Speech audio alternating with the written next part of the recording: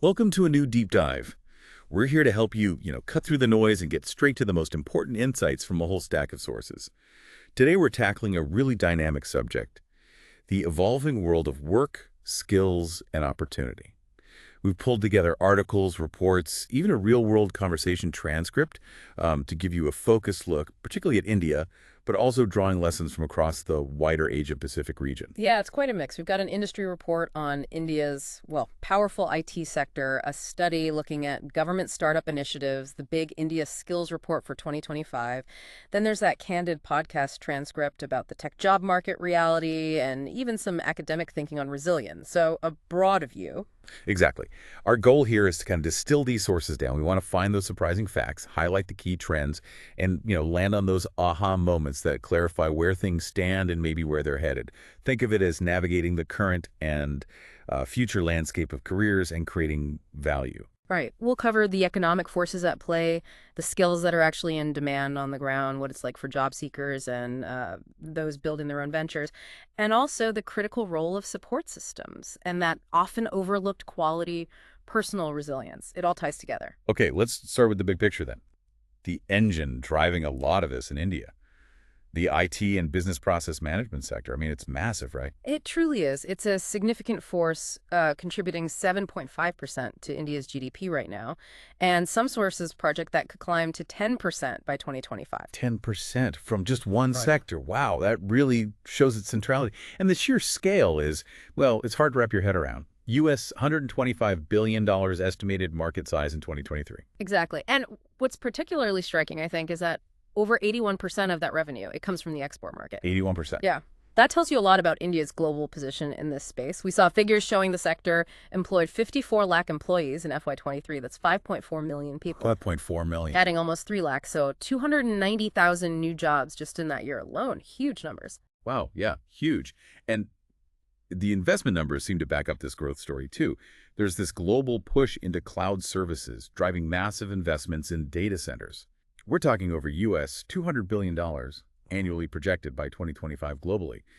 And India is expected to capture a significant chunk of that, right? Hitting, U.S. $5 billion annually itself by 2025. That's the projection. And India's overall IT spending is forecast to keep climbing, too. It's expected to hit U.S. $124.6 billion this year. That's a pretty healthy 10.7% jump from last year. And the public cloud market, specifically in India, also growing fast, projected to reach U.S. $17.8 billion by 2027. These aren't just big numbers. They really reflect fundamental shifts in how businesses operate, Absolutely. And here's where it gets really interesting, I think. All these trends are converging. They're driving India's digital economy towards a staggering U.S. $1 trillion valuation by 2025. Yeah. And coupled with that, really rapid AI adoption. One source noted 65% of surveyed Indians have used AI. Yeah, that 65% figure, it's more than double the global average, which is quite something. Double. Wow. And the aha here isn't just that people are using AI, I think. It's how quickly this adoption is forcing a reevaluation of skills and, transforming entire industries. We're seeing this across cloud, digital transformation, technologies like AI, machine learning, blockchain, IoT. Companies are definitely noticing. You see Zstack International entering the Indian market, Experian expanding its innovation center in Hyderabad, focusing specifically on emerging tech in the BFSI sector. BFSI. Yeah. Banking, financial services, insurance. Right. Exactly. And the India Skills Report, it really frames this on a global scale, doesn't it? Calling this period India's decade for talent mobility. Why is that? Well, it comes down to demographics, really. India has this young, large workforce at a time when many other regions think the Gulf nations, Southeast Asia, Africa, Australia, even Europe are facing aging populations and pretty significant skill shortages. Okay. So it's a supply and demand thing on a global level. Precisely. India seems uniquely positioned to potentially bridge those gaps, particularly in these really transformative areas like AI, digital transformation, renewable energy, healthcare. The report explicitly highlights this opportunity. So zooming in on the skills then, what specific skills does the report point to as being most in demand, especially with these global opportunities in mind? Well, beyond the sort of foundational tech skills, the report really emphasizes areas like data science and analytics, AI and automation, cloud computing, and cybersecurity. These keep coming up. You look at, say, software engineers specializing in cloud and cybersecurity in the MENA region, for example. Sources show there's high demand there, and they're commanding solid salaries over US $52,000 annually in the UAE, over US $53,300 in Saudi Arabia. Okay. It just underscores that specific in-demand tech skills combined with that mobility factor are really key right now. Okay, so we see the massive economic engine, the macro trends, but what does all this look like on the ground? For individuals, the job seekers, the professionals navigating this landscape. The India Skills Report gives us some fascinating ground-level data on employability, doesn't it? It does, and it shows a varied picture depending on where you are. Pune actually stands out with the highest reported employability, 78.32%. 78%, wow. Yeah, followed closely by Bengaluru at 76.48% and Mumbai at 72.45%. And among states, Karnataka is highlighted as a key talent hub, 75% employability. Kerala and Uttar Pradesh also show strong talent pools, around 71%. Interesting variations. And it also breaks down specific skills, like English proficiency. That's right. English language proficiency is strongest, according to the report, in Maharashtra, followed by Karnataka and Uttar Pradesh. For computer skills, maybe less surprisingly, Bengaluru, Mumbai, and New Delhi top the list. Okay. And one interesting data point was the readiness of different age groups. The report found the 22-25 age bracket in Uttar Pradesh showed remarkable readiness over 94%. 94%. That's very specific and very high for that group. What about hiring trends overall, especially for freshers, people just starting out?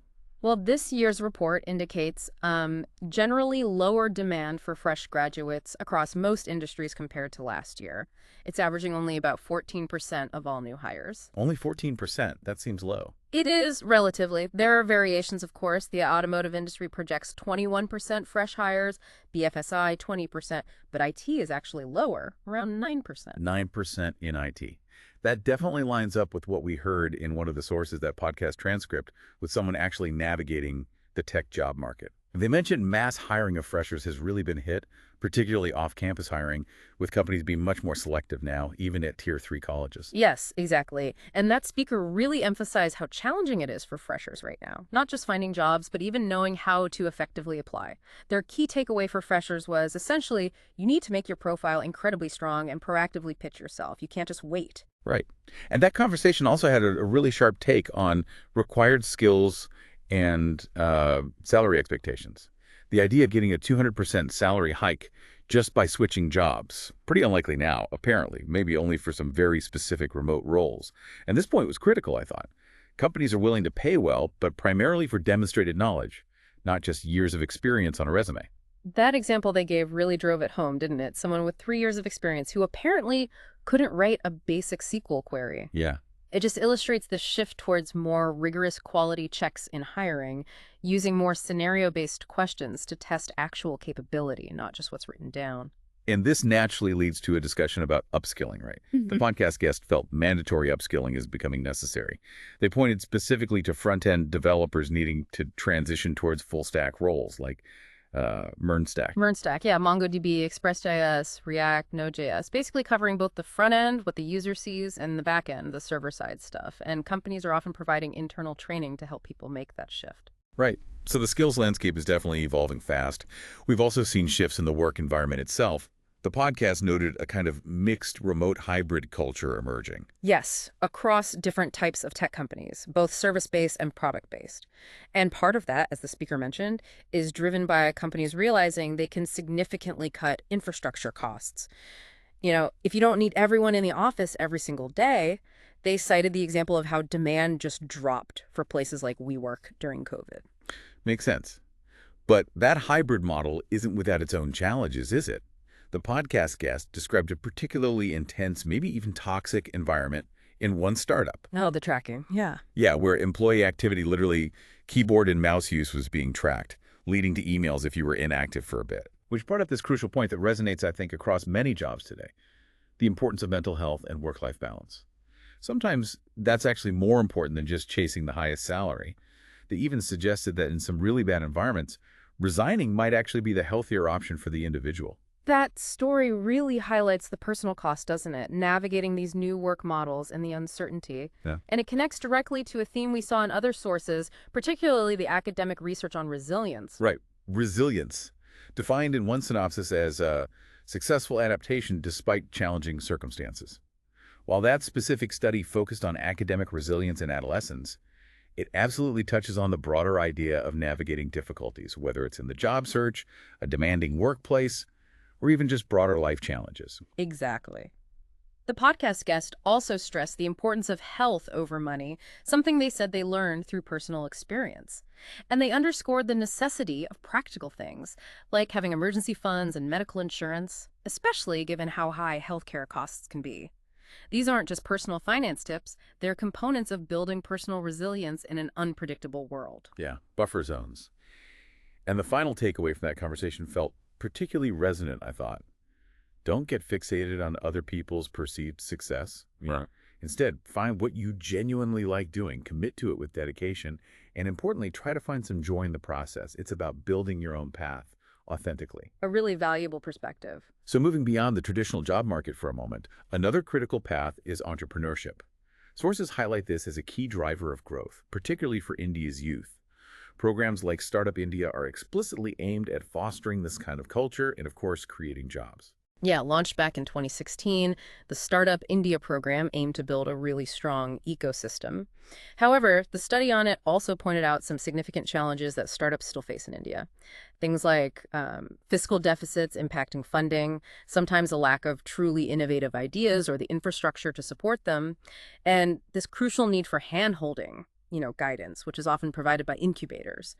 Corporate social responsibility, CSR contributions were also seen as potentially playing a role in supporting these new ventures. Okay. And what were the recommendations from that study?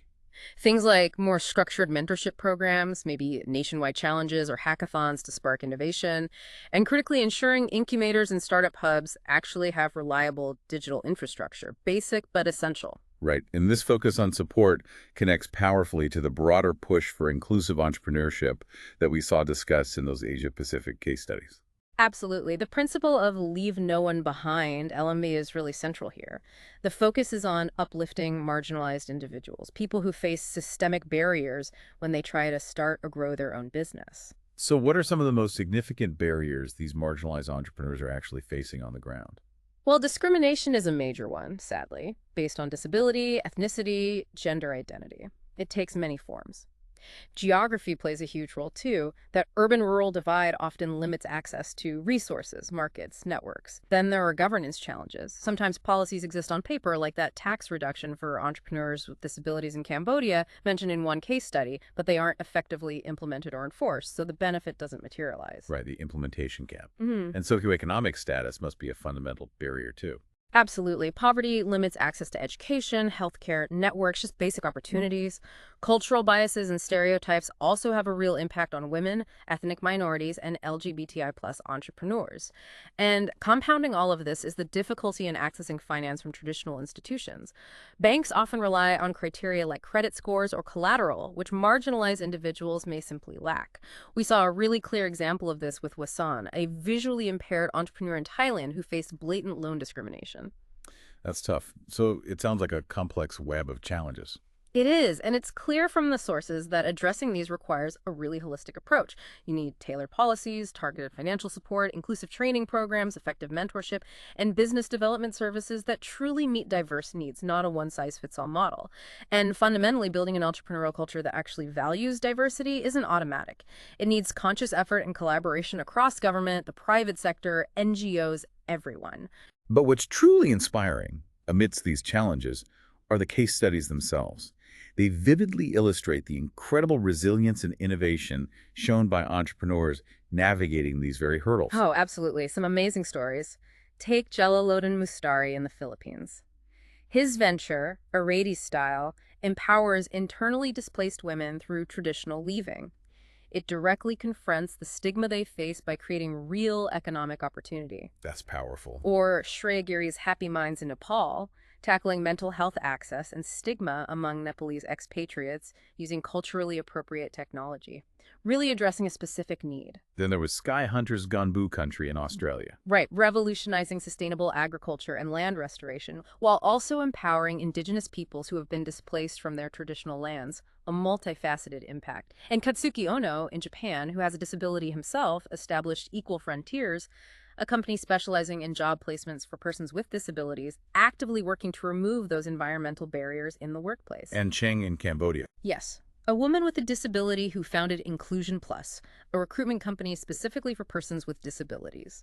And she was navigating those challenges we mentioned, accessing finance, pushing for policy implementation on the ground. And the WECAT social enterprise in China merging traditional straw weaving with modern tech to empower elderly ethnic minority women and women with physical disabilities, tackling multiple forms of discrimination at once. Really innovative. These stories, they just powerfully demonstrate the strength people derive from community and having a clear sense of purpose, don't they? Especially when facing adversity. Like Esmeralda in New Zealand dealing with online harassment, or Fawaz in Sri Lanka navigating multiple national crises with his venture, Curve Up. Exactly. And crucially, these entrepreneurs often leverage support systems. That's a common thread.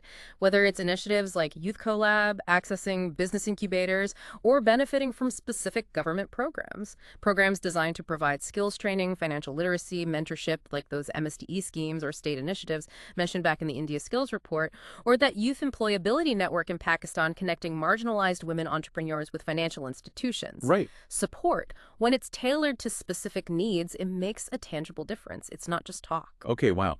This deep dive has really painted a fascinating kind of multi-layered picture, hasn't it? From the just the sheer scale and growth of India's IT sector and the digital economy to the really granular details of the skills in demand now, the changing realities of the job market for individuals, balancing technical requirements with soft skills and increasingly well-being, and those shifts in where and how we actually work. And then stepping into the world of entrepreneurship, seeing its vital role, especially for youth and marginalized groups, but also facing the significant systemic barriers they encounter, yet also seeing the incredible resilience and innovation demonstrated in overcoming those challenges, often, as you said, through targeted support and collective effort. It truly shows a dynamic landscape, doesn't it? Where technological advancement, individual adaptability, and a genuine commitment to inclusivity are all completely interwoven. You can't really separate them.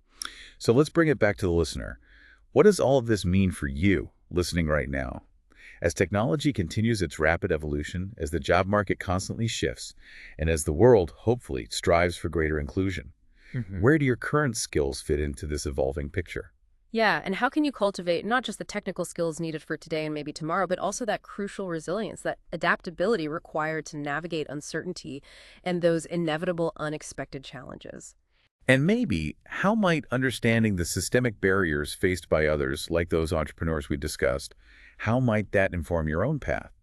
Whether you're pursuing traditional employment or maybe exploring the possibilities of starting something yourself. I think this deep dive really underscores that the future of work isn't just about the algorithms or the market size figures, as impressive as they are. It's fundamentally about people. It's about their capabilities, their ability to learn and adapt, and the ecosystems, the structures around them that either support or sometimes hinder their potential. So maybe a final thought for you to consider as you reflect on all of this. In a world that increasingly demands both cutting-edge knowledge and that deep-seated resilience, what is the single most valuable investment you can make in yourself right now to prepare for whatever comes next?